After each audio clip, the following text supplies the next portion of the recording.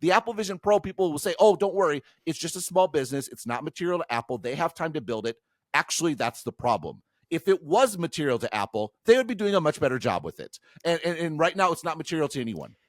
Well, that's a perfect segue to this final note, which I feel like is a fair rejoinder from Anonymous, who says, this has been nagging me for a while. Ben keeps talking about how Apple would have been better off getting developers, especially YouTube and Netflix, on board prior to the Vision Pro release. For example, from Dithering this week, he says, last fall, you're talking about Vision Pro. That's the time to say, wow, imagine this experience. And they should have been pushing it so much harder to get it out there and getting people on board. And you're stuck now because you need apps to sell the platform.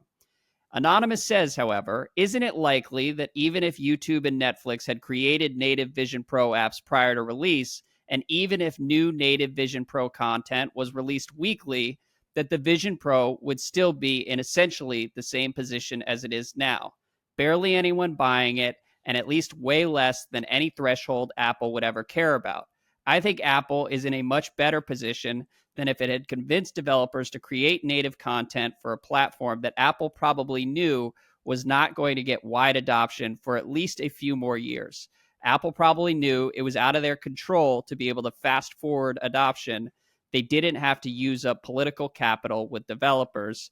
P.S., he says, I say this as a small bootstrapped B2B SaaS founder whose app has been blocked from updating in the App Store for several years now. So I am no fan of Apple's developer relations by any means. I just think in the case of the Vision Pro, it might have been worse for Apple and developers if lots of third-party apps had been created for the Vision Pro and it had still been languishing at this point.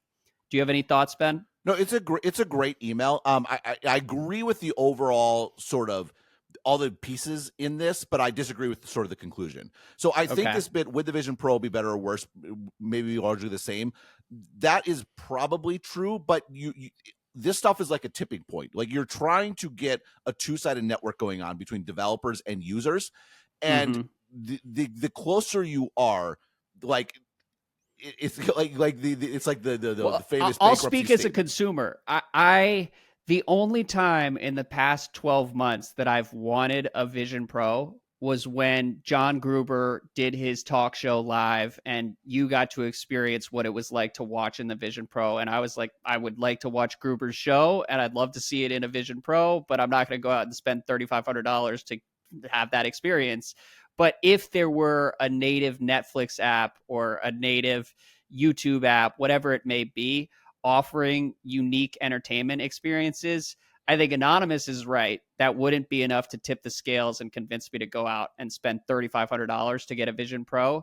But I would want a Vision Pro. Yeah, well, and it's I would introduced be paying way more attention to what barriers people now. say. Yeah, exactly. Like there's when you really think been about nothing buying one, compelling. That's right. When you think about buying one, it's like, well, $3,500. It doesn't even have Netflix, or it doesn't even have YouTube. Right. Like there's it's very easy to. It's easier for me than it would be to rationalize making a responsible choice. That's right, and not buying a $3,500 headset. Right, and every irresponsible choice made by you makes the platform more compelling for developers, and suddenly you need to get to the point where people do have real FOMO, and it's actually legitimized FOMO because they're missing out on stuff, because there is this sort of, these ecosystems are so hard, like they're either going in a positive direction or a negative direction. There's no sitting still, and I think Netflix and YouTube are particularly damaging just because everyone knows they're not there. Right. It's almost like the brand sentiment, like you would never actually watch them or use them, but it's a real powerful reason not to buy. And it's a real powerful reason for other developers not to develop for it. It's like, well, not even Netflix is developing for it. Why should I bother? Right. Yeah. And you need, we talk about this in the context of like bubbles and stuff, right? You need some degree of irrationality to get this stuff off the ground. And the problem for Apple is all their developers are being very rational right now.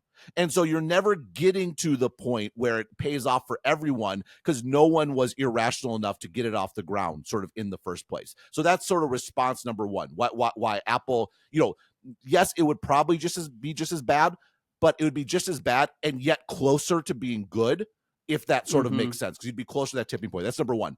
Number two, would Apple be wasting political capital to do this? Yes, that's my whole point, is you need to spend political capital. They wasted their political capital by rejecting your B2B SaaS app. Wouldn't it have been better to have made overtures to you such that they could spend that capital now on developers being irrational so that they get to the tipping point so that it suddenly becomes rational for everyone.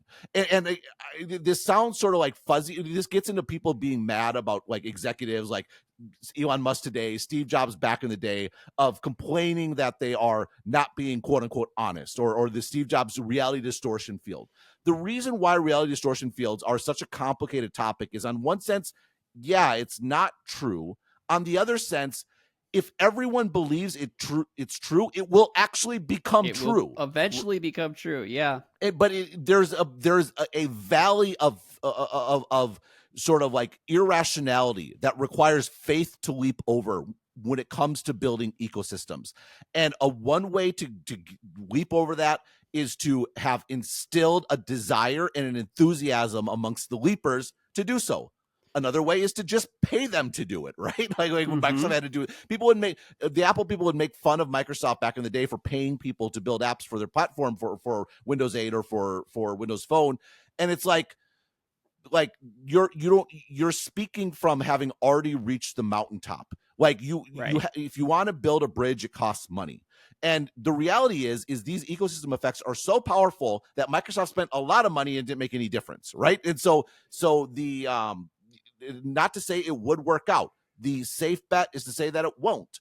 But if you want it to work out, that's when you need to spend. So yes, would Apple be wasting political capital? Probably. This is a way better place to waste it than this crap they've been wasting it on for the last decade.